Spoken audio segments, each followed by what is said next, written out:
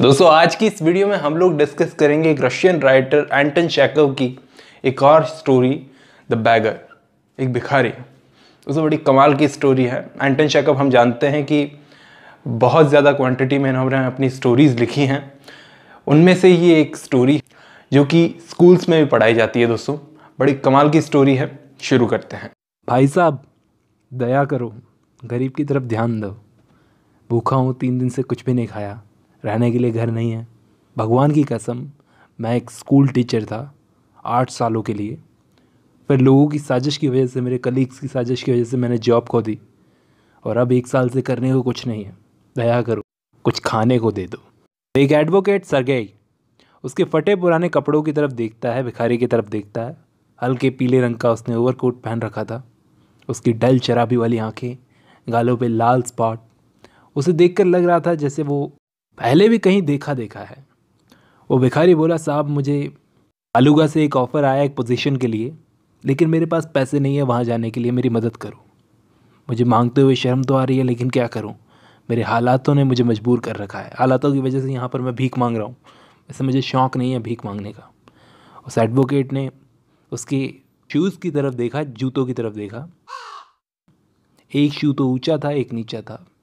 तभी उसको याद आया कुछ।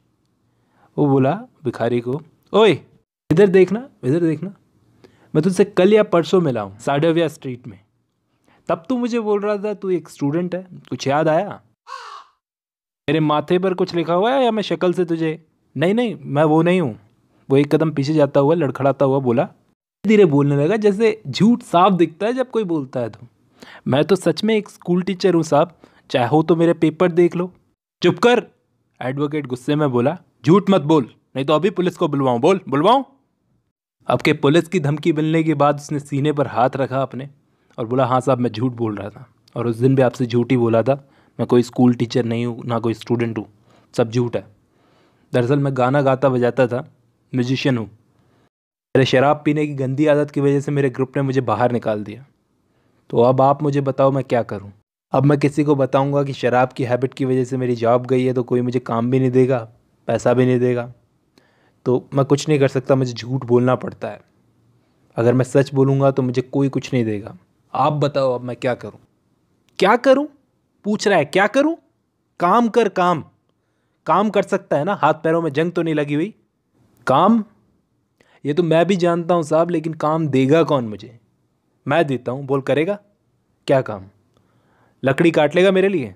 सर मैं मना तो नहीं करूँगा, लेकिन आप मुझे क्यों चुन रहे हैं लकड़ी काटने के लिए? आज आप जानते हैं कि लकड़ी काटने वाले कितने सारे बेरोजगार बैठे हैं। अच्छे, मुझसे ज़्यादा वुड कटर्स आपको मिल सकते हैं। तू काटेगा या नहीं ये बता। हाँ मैं काट दूंगा। बहुत बढ़िया, चल मेरे साथ। और इतना कहकर वो एडवोकेट उसे अपने साथ घर में ले आया। घर में घुसते ही वो अपने हाथों को मसलता हुआ अपने कुक को किचन से बुलाता है, ओल्गा को। ओल्गा, यहाँ पर इन जेंटलमैन को ले जाओ, लकड़ी दिखाओ जो इनको काटनी है। तो वो कुक के पीछे पीछे चला गया, वो ले गई उसे। अब उसकी चाल को देखकर लग रहा था उसे ये काम करने में कोई इंटरेस्ट नहीं है। भूखा था, काम की ज़रूरत थी, लेकिन इस टाइप का काम ये नहीं करना चाहता था, क्योंकि वैसे ही भूखा है, जान तो है नहीं, करेगा क्या। बोलते बोलते कुछ ज़्यादा बोल गया, अपने ही बोले हुए वर्ड्स के जाल में फंस गया और यहाँ पर पहुँच गया।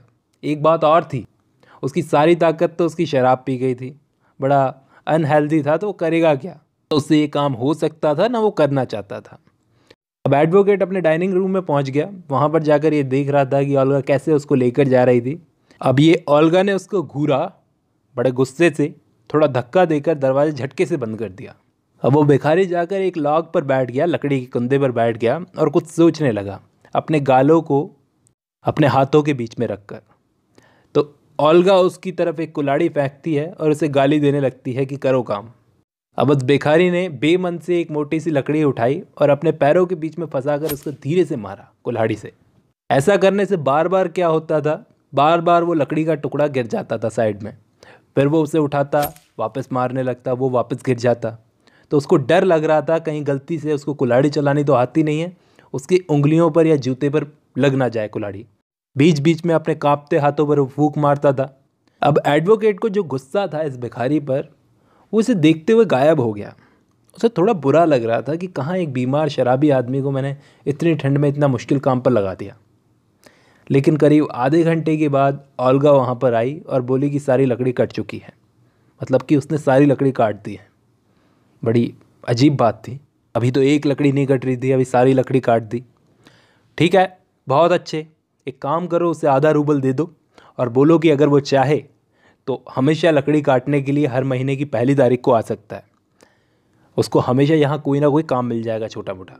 अब हर महीने के पहले दिन वो आता, आधा रूबल कमा लेता। हालांकि मुश्किल से वो अपने पैरों पर खड़ा हो पाता, लेकिन जब भी आता कोई ना कोई काम उसको मिल जाता। जैसे कि बर्फ़ को हटाओ, कभी कुछ करो कभी कुछ करो। तो ऐसा कोई भी काम ये करता तो उसे 20 से 40 कॉपेक्स मिल जाते। एक बार तो इसको एडवोकेट के ओल्ड ट्राउजर्स में मिल गए। अब एक दिन एडवोकेट को अपना घर शिफ्ट करना था तो इसकी मदद ली, पैकेजिंग करने में, फर्नीचर सेट करने में, फर्नीचर ट्रांसपोर्ट करने में।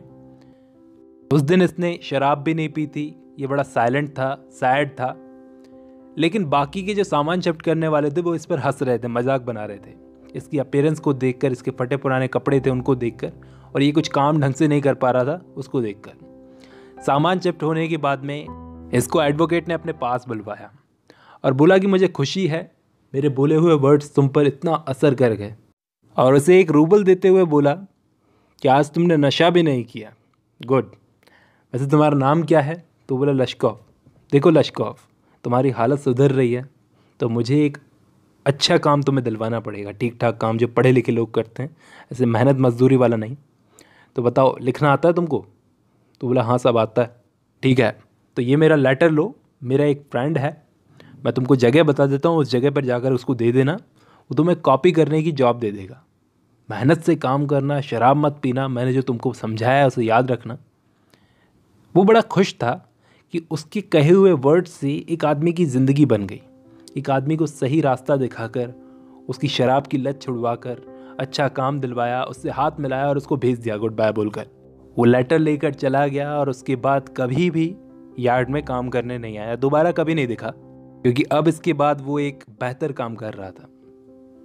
इस बात को 2 साल गुजर गए। एक शाम ये एडवोकेट एक थिएटर में मूवी देखने गया। टिकट विंडो के पास में टिकट खरीद रहा था, तो वहीं पर इसके साथ में एक छोटा सा आदमी कोट पहनकर खड़ा था, सील स्किन की टोपी थी उसकी। वो टिकट बेचने वाले से गैलरी की टिकट मांग रहा था। पैसे उसने कॉपर के कॉइन्स दिए उसे। अरे Lashkov, is that you? What a surprise, कैसे हो, क्या कर रहे हो, कैसा चल रहा है सब कुछ? वो बोला सब सही है, मैं नॉटरी बन गया हूँ, लीगल डॉक्यूमेंट्स का जो काम करते हैं, हर महीने 35 रूबल्स तो कमा लेता हूँ। वाह, बहुत अच्छे, गॉड ब्लेस यू। मुझे बड़ी खुशी हुई लश्कोव, 35 रूबल्स कमा लेते हो हाँ? मेरे लिए तुम एक गॉड सन की तरह हो। मेरी बात सुनकर, मेरी डांट सुनकर उसी सब का असर है कि आज तुम एक अच्छी ज़िंदगी जी रहे हो। क्या तुम्हें याद है एक दिन ऐसा भी था जिस दिन तुम मेरे पैरों में पड़े भीख मांग रहे थे? थैंक यू मेरी बातों को सही तरह से लेने के लिए। आज तुम्हारी ज़िंदगी बन गई, देखा?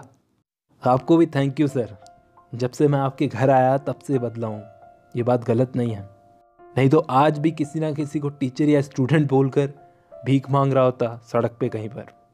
आपके घर आकर मैंने शराब पीना छोड़ी, भीख मांगना छोड़ा। आपके इन काइंड वर्ड्स का बहुत शुक्रिया सर, मुझे एक अच्छी सलाह देने के लिए बहुत शुक्रिया।